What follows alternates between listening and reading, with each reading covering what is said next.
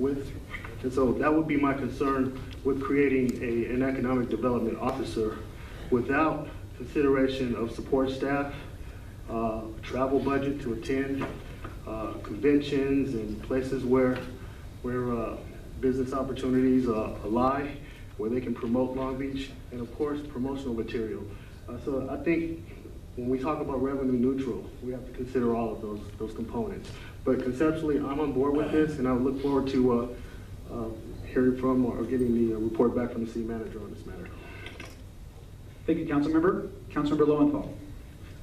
Oh, I'm sorry, Mr. West, did you want to respond? I just wanted to respond to Councilmember Austin. I want to make it clear in our conversations with the Vice Mayor and any council members, our Deputy City Manager, who has been doing the economic development duties until his transfer over to Emergency Operations Center, has been extremely successful. So I don't want anyone to left that without resources. Reggie didn't have the resources for this. He has done a fantastic job in this city, working with our bids, getting the courthouse going, working with Douglas Park, Saris Regis, just a lot of fantastic stuff. So I just want to imply that this is not anything from, that I think we do a great job. We're here to listen to the city council, and hopefully we can provide exactly what you're looking for.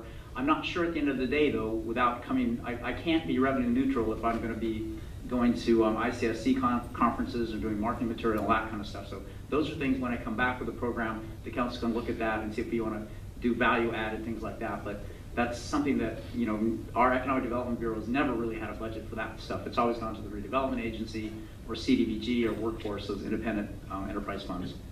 Thank you, Mr. West. Councilmember Lowenthal. Thank you, and Pat, I appreciate that follow-up with the staff part of it. I have similar concerns that have been articulated. I think it's always been a great idea, and that's why we had an economic development officer. I don't know if that was Robert Swayze's title, official title, I'm not sure. But in the staff report, when you do come back, I'd like it to include a chronicling of the two positions we had in the past. Whether it was Robert and then after Robert, who's filled those roles. And I know you've had other staff members who've had a portion of their position fulfill that role. And so I think that would be a fair comparison as opposed to what a new position would look like and what a new position would cost. Because I don't think it's enough information for us to consider if it's just hitting the reset button and saying if we were to go forward, this is what it is. And there's certainly a reason why those positions, or at least at one time that position was eliminated. It's always a budget reason, not because the need's not there. And so in defining what revenue neutral is, I want to know what revenue we'd actually anticipate generating, whether it's through taxes or the like. And so that would be important for me to see, is to see that comparison of those positions before and how much revenue we can actually attribute to that. And certainly the staff support, I think Councilmember Austin mentioned that, this, and Councilmember Neal, this would require staff support. I don't know with everything that's been identified that this individual would be responsible for. It stands to reason that we would at least need 2 to 3 staff people to support this to be effective. So I'd like to see all those ancillary costs as well. Again, economic development is critical and important, but I think we do, in your memo, if I recall the 2009 memo, when you were identifying the various economic development opportunities we have in the city and we have for businesses and individuals, you've identified many programs that still exist, and perhaps part of your report back can also be how those programs can be sustained or at least supported. Thank you. Thank you, Councilmember. Councilmember O'Donnell. Thank you. I think this conversation's kind of turned a little bit, and I think it's good. I thought it would, actually. There's the reactive, and I think that's what we kind of brought forward tonight, and then there's the proactive half of the economic question. The reactive is kind of the micro. Gee, how do people get their businesses open easier? How can the city help them get their businesses open easier? Is there one point they can go to so they can get help? I can tell you in the 4th District right now, it's me. And I'm sure in some of your districts it's the same thing. Pat can tell you that today I was on the phone with him at lunchtime, in between periods, giving him a call about a problem a business owner had in our city, and I've done it many a time. And I would like to be able to hand that off to someone. But I'll tell you what, if you're going to appoint someone to this position, Pat, they have to be a closer. It can't be someone that says, well, gee, we can't do this. It has to be someone who's creative and can close the deal, and who has some force and some creativity in their mindset so that they can find solutions. Because I'll tell you, I call department heads all too often, and I get an answer, don't worry, it's handled, and it hasn't, because they didn't advance their understanding of the problem enough. And I don't put it on them. I know they're very busy, but so am I, and I'm not here full time. So just take a look at those dynamics too. Now, the other half of this is the proactive, and that's really economic development. That's something we do very poorly in this city, quite frankly. And I have a full-time job and a family, and I just can't do it full-time. It requires a full-time person. And really, the question there is, what's our economy, our Long Beach economy, going to look like in 10, 15 years? Because Silicon Valley, what did they do? They kind of grew their own economy to what it is today. And we can do the same. There's some trying. Jerry Miller's got LB Tech with his team over there, a great bunch of people who are doing some creative things. But that's really where our city needs to go. Certainly, we want to be new business friendly. We want businesses to move in our city. But the fact of the matter is, large businesses are not going to move into Long Beach, by and large. I think we're fooling ourselves. So what this city needs to do with various partners around the community is germinate some new types of businesses. Not the existing models, not a bunch of more, Home Depot. Sure, we'd love them, but new technology, et cetera. Be it the port, be it transportation. We've got universities, schools nearby us. There's a lot of opportunity there that's untapped. And Pat, I don't know how we tap into that. I don't know if CDBG money is, an avenue that we can head down. But I would like to see, that conversation happen as well. Again, the reactive is appointing someone who is, our economic officer. But the proactive is appointing someone who can facilitate and ferment economic development. That's the conversation this council really needs to have with the business community, with other partners that can make something like that happen. So how that happens, I don't know, but I plan on moving that forward, that question. And again, this is a great thing, Robert. And I know we had one in the past. Mike Donlin pushed this many years ago. And we need to see the return, because I'm working too hard, quite frankly, when I'm out there making the calls that really someone inside City Hall should be making, so that I don't have to do those things. I love doing them. I love helping new businesses open, and we'll do it, so call me. I won't stop. But at the same time, if I had a point, someone I could hand it off to, that again is a closer, I would very much find that of value to them, to me, and to our business environment as a whole. So with that, I don't know, on the other half of the equation, economic development, maybe, Robert, we can talk about, some type of, study session about that concept and pull some of the players from around town in. But I'm open to that, and maybe we can talk about that. But again, I think this is a good thing. But again, this is the reactive. We also need to think proactively. And I know we can't do that tonight, and it doesn't take place in one night. So thank you. Vice Mayor, Councilmember, if I could just respond to that a bit, that I want to point out first that cities don't build cities. Cities produce infrastructures, and private entities build cities. The developers come in if we have the correct infrastructure, and I can't be more excited what's happening at Douglas Park. Douglas Park has just been sold to a worldwide, world-renowned developer right now, Ceres Regis. We've been successful in getting these really large businesses that you had mentioned. LD Products, 200 people. Airgas, 200 people. We're getting probably 900 people that are going to locate in the new Press Telegram building when that's redone. We also have other facilities as well. So a lot of that stuff is happening at the large scale. So we're getting a ton of large employers that are moving, specifically in Douglas Park and throughout the city. But certainly, I totally, given our conversation we had this afternoon as well, we do need to be closers. We do need to work with our small businesses as well to guarantee that mom and pops have access to us, so that they can wind through our, our development process. I want to say one of the more exciting things that we've done under Amy Bodek's and Suzanne Frick's leadership just recently, and the mayor's as well, is we've revamped our entire permit process system in the past 6 months. We now have everything under one umbrella. So if you need an inspection services, our fire inspections, our building inspections, our planning inspections, our health inspections, they're all now in one shop under Angela Reynolds, under one umbrella. And I can't tell you what a difference that's making, all the confidence we're getting from some of the smaller shops and the larger shops as well. So I appreciate what you're saying. We're moving in that direction. And again, I appreciate this conversation. We're more than happy to come back with what our thoughts will be and listen to what the council has to say and when we bring us back. Great. And I do want to compliment Angela Reynolds. And I'm not just saying that. She has helped me tremendously, because she knows the nuances of planning, etc. And she does a wonderful job. She's a go-to for me. She's one I call. I call her before you, Pat. And I don't mean that. I don't blame you. That's not a put down, that's a put up.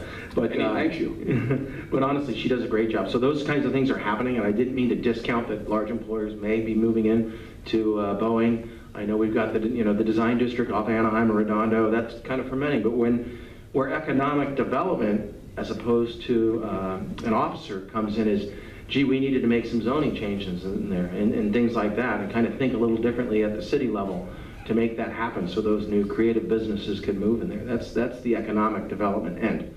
When you move into the mixed use, or when you've got an existing building, you rehabilitate it into a new use, it becomes an architectural firm instead of a manufacturer or something like that. Adapted reuse, I think, is the planner's term. But again, a lot of stuff is happening. I guess my point is, gee, what more could happen? And again, it's not the city's job to necessarily invent things and produce new technology, but there are things like we did in the design district that can facilitate those employers moving into the city or being created in our city. That's where I come from. Thank you. Thank you, Councilmember. And we're absolutely, I think we're on the same page there. Councilwoman Shipsky. Thank you, Vice Mayor. I want to thank my colleagues for bringing this item forward. I don't think there's anyone on this council, including the mayor, who's opposed to economic development, because I think we all see it's a necessary component of expanding revenue sources for the city of Long Beach. I think the public, as Mr. West just pointed out, really needs to know that we've been having extensive economic development efforts taking place in Long Beach without an economic development officer through our partnership with the Los Angeles County Economic Development Corporation, which most recently helped bring Airgas to Douglas Park. That was a big win for Long Beach. And it was with the leadership of Barbara Levine, who is the regional manager of the LA Economic Development Corporation, of which Long Beach is a strong partner, and our current president of the Long Beach Chamber of Commerce, Jerry Miller. We were just very fortunate to do their opening, and they are ecstatic to be here at the Douglas Park. Mr. West just mentioned about the purchase of both sides of the Boeing property by Saris Regis, and for those of you, I put it on my blog, the development that they've got planned on the one side of Lakewood Boulevard is just fantastic. We're waiting to hear the good news about what's going to be on the other. I want to point out that the Los Angeles County Economic Development Corporation has in place several strategic advisory committees which are focusing on the very areas we're talking about: business-friendly, green economy, infrastructure, employment, land, workforce development, and world trade. Our own Mayor Bob Foster actually is the co-chair of one of these committees about making Los Angeles County and Long Beach more business-friendly. So I want to get across to the public that a lot of things are happening, lest anyone thinks that because we don't have one designated person that's not happening in Long Beach, because I do think both the intent, commitment, and spirit of this council and the city manager's office has been, we need economic development in the city. But we also need to keep in mind that we have Cal State Long Beach and Long Beach City College who are doing tremendous efforts, both in the small business sector with the Goldman Sachs program, plus the Luann Bynum's programs over there. Cal State Long Beach, we often turn to them to get the economic data and support that we need to do our projects. And I hope whatever we do, Mr. West, that we are going to include Cal State Long Beach City College, because I think the public, Mr. Austin just brought this up, public's looking at us after this budget process to work smarter, to work leaner, and I would hope that perhaps we can find in-house talent that can help coordinate all these efforts we're talking about. Because the bottom line is, it shouldn't be just one person who is facilitating businesses in the city to be able to grow and develop. It should be everyone they come in contact with in the city of Long Beach. And that, I know you've said that, both the assistant city manager has said that. That is what the reshaping of the permitting process, some of our work on business licensing, just a variety of other things that, I just don't want to get across to the public. I want the public to understand that everybody is on board and has been working hard in economic development. And that being said, I am concerned that we not embark on spending funds on a new effort just weeks after we just cut police, fire, parks, recreation, library, and other services, and well before we've even started the layoffs in these departments. We don't know what the impact is going to be. And as we learn the full impact, especially on police services with the gang unit, I wouldn't want us to see us spend a nickel on any other program other than making certain that we restore public safety at the needed levels. I'm going to support this motion because the city manager, in talking to me today, indicated he's going to come back with a full accounting about what he sees as the cost, where we're going to get the revenue to do this. And so I think it needs a fair discussion. I hope, though, that what we are going to have soon is another agenda item where we talk about the crime stats. We also start talking about the impacts our budget cuts have made on public safety because they are significant. And I say that because I frequently just take a look at crimereports.com. I would suggest all of you do. And you're not going to like what you see because you can do it on a 7-day, a 14-day, and a 30-day look at the city of Long Beach, and it will show you all the crimes that are occurring in the city. And quite honestly, I would say that our economic development really depends on us having a safe city. If it's not safe, employers will not come here. It's not the other way around, that employers will come here and then we'll make it safe. And I would suggest there is a good report that's come out recently. It's called The Economic Benefits of Reducing Violent Crimes. It studied 8 major cities in the U.S. It concluded, in today's tight fiscal and economic environment, the mayors and city council of every city, along with state and federal governments, are searching for ways to reduce their spending and expand their revenues, which is what economic development is.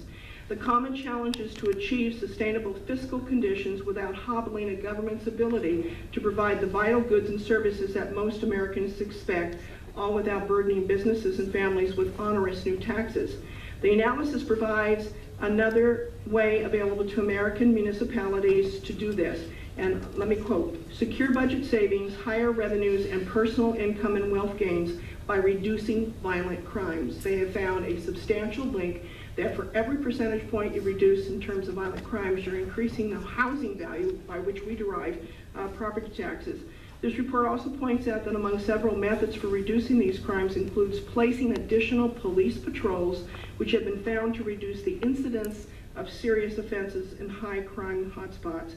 We may not be able to bring economic development and jobs to all parts of our city. I think until all parts of the city are safe. So I support this motion. I think we need to explore it. I do urge my colleagues that we look to the future. I know we're going to have a report when they close out the fourth quarter funds about adding any necessary police patrols, making sure we have fully restored the gang detail so that we can reduce the crime level in all of our districts, which I think will greatly assist in our economic development. Because when someone approaches the city, the first thing they look at, you can go on Trulia, you can go on all kinds of real estate sites, it shows the crime rate pattern.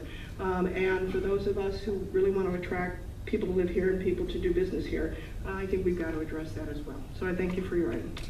Thank you, Council Member. No other members are up to queue. At this time, any public comment on the item?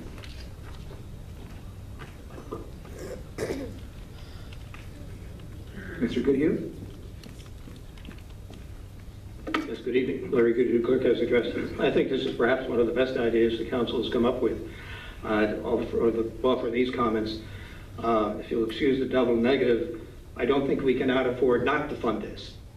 Of course, the issue becomes how do we fund it, and I would begin by suggesting, as I did a couple of weeks ago, if we don't have the funds, what we do is lay off or eliminate the position of Chief of Staff to the Mayor, and then also look seriously at eliminating the full-time mayor job and return to what worked so well for the existence of Long Beach. I would also suggest that perhaps we don't need that big a department, as it were, but rather I think maybe the approach we should take is hiring, or let it be known, we will pay a percentage to any organization out there that makes their living by bringing companies to a city, period. Now, obviously, we have to have the regulations in place that don't block a city, making it attractive and so forth, but that should be something we should be able to do. And I think the best way to do it without having a heavy expense is to just pay on a commission basis, let it be known that you bring a good company to this city, we will pay you, and to develop maybe on a percentage of sales or whatever. But I would definitely, and I think the word revenue neutral is very interesting, and I would definitely nail that down, because we certainly do not want to take